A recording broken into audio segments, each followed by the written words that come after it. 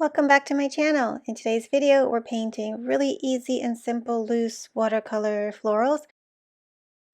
This is an easy one to do if you are a beginner or just want to practice some of your strokes and want a quick little drill to warm up. Okay, so I've got my supplies, I've got my paint palette, and I just sprayed them down to get the paints nice and awake.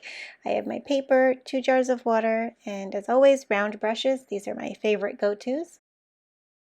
On my palette, you'll see a little bit of yellow, green, and reds already put there with the paint and mixed up. Sometimes I like to do that just so I can have easier access to the colors and they're ready to go.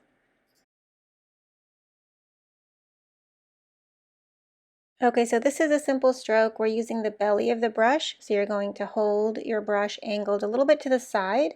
I'll use a scrap piece of paper to demonstrate. So instead of holding it up and down, hold it horizontal, and you're going to get a wider mark. You are dragging the belly of that brush right across the surface of the paper, not pushing too hard. If you were to angle it in a more up and down angle, then you would get a narrower mark and a sharper point at the end. If you want to practice on scrap paper, I would invite you to do that and get really comfortable with mark making that way. All right, so starting with that yellow, I'm adding a touch of red to make it a little bit more orangey. I'm going to drag my brush right across the paper. You want to keep the strokes a little bit short and give that sort of fresh mark feel. So you don't want to overwork it too much, so let it just sit there. Once it's done, move on to the next flower.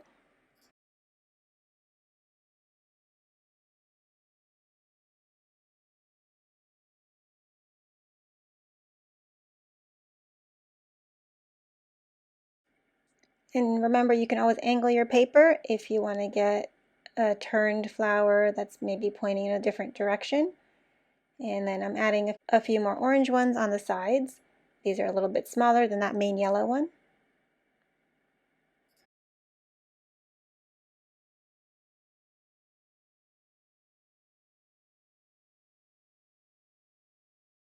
Okay, and then one more right here, and as you can see, it was a little bit too light and translucent, so I can go back in with a paint and recreate that with the same stroke and technique that we just did.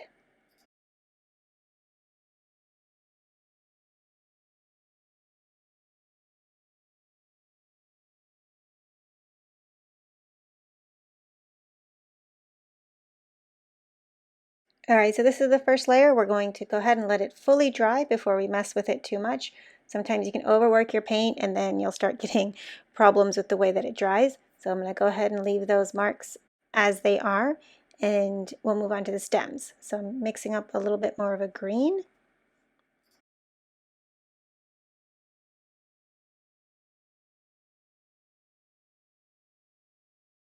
So to make thin strokes for your stems, you're going to want to rotate from your wrist and keep a light pressure. Use the end of your brush to get really thin marks. The more you push down, the wider your strokes will be. You also go ahead and practice that on scrap paper if you would like. It's very simple though. We're just going to pull down a few thin stems for each of the florals. If your paint touches the orange and yellow flowers, don't worry, you might see a little bit of that color bleed in to the petals, and that's normal for watercolor. It's one of the things that I really love about it is when the colors blend and mix on their own.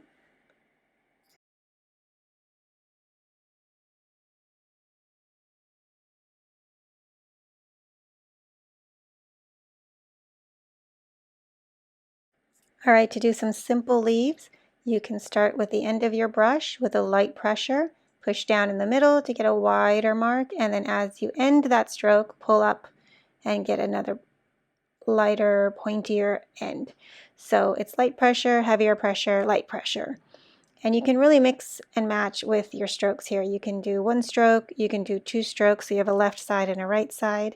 Again, this is a great one to practice. It's something I recommend for my students to do their drills in my watercolor courses. And it's a really fun and therapeutic way to just practice muscle memory.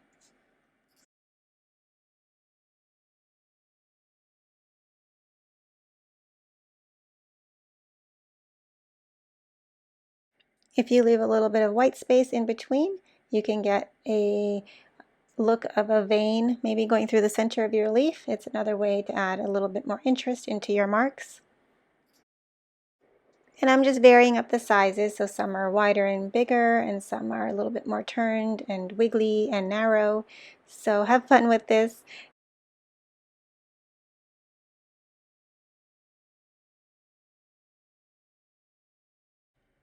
I kept this video in real time, so no parts of it are sped up. So for editing, you're getting the accurate time length for painting each of these strokes. I hope that it's helpful.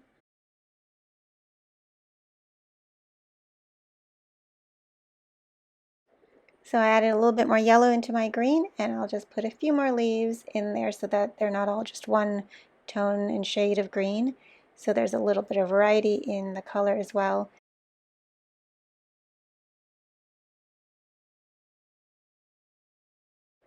If you see any areas where the paint might be drying a little bit funny with hard edges, you can always go ahead and rinse your brush so it's nice and clean. And also make sure it's not too wet, so you want to use that damp cloth or paper towel to soak up extra water. And you can go in and spread out some of that paint while it's still wet. Once it dries though, that'll be harder to fix. Okay, so we're going to let this first layer dry completely. Make sure it's 100% dry, because if you go in to add any paint on top, you could lift off the first layer, and we don't want that. Okay, so for the next layer, what we're doing is building on the first lighter layers.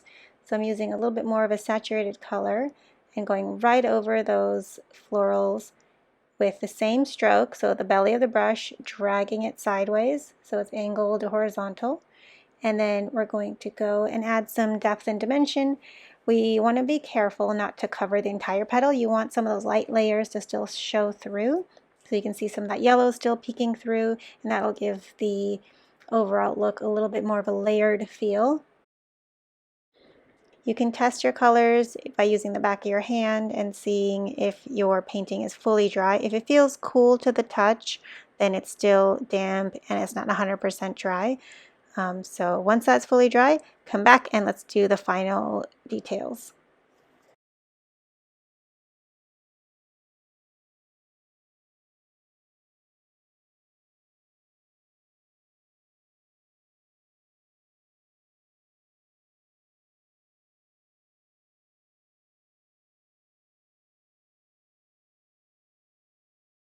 All right, so going in with a darker orange, I'm going to layer on my strokes. And if they look a little bit too rough around the edges and you don't want that harsh line, rinse your brush. Make sure it's nice and clean and not too wet, and you can soften out some of them while the edges are still wet. So you're getting a variety of some soft blended strokes, and then you're leaving a few just as they are fresh with that hard edge and hard line.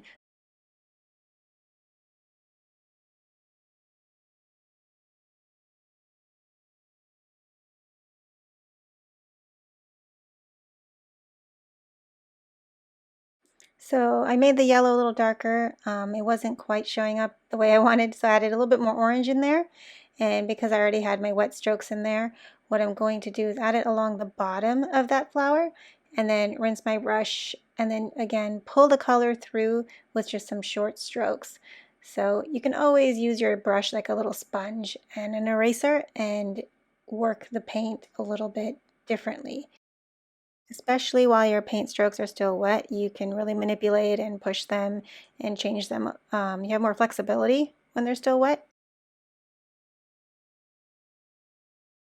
Okay, and then moving on to that last little flower, I'll go in with a bit darker color and then add in a few short strokes for the darker layers.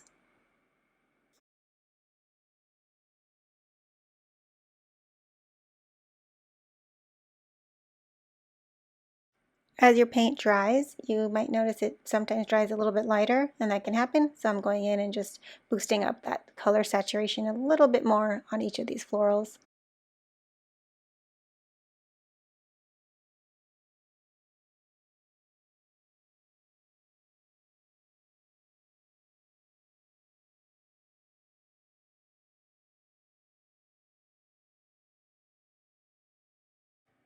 All right, then rinsing your brush and adding that same technique onto the stems and leaves. So you can add in that darker color wherever you want to add a little extra color, saturation, define any edges. All right, and for the very final step, I want you to put your paintbrush down and then walk away. It's probably the hardest step, knowing when to stop and not overwork your watercolors.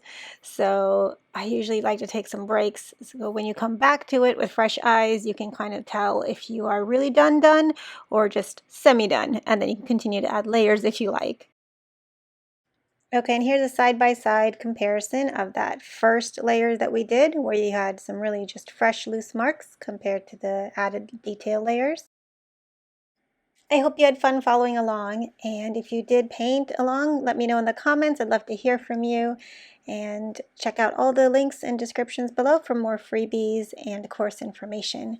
I'll see you in the next one.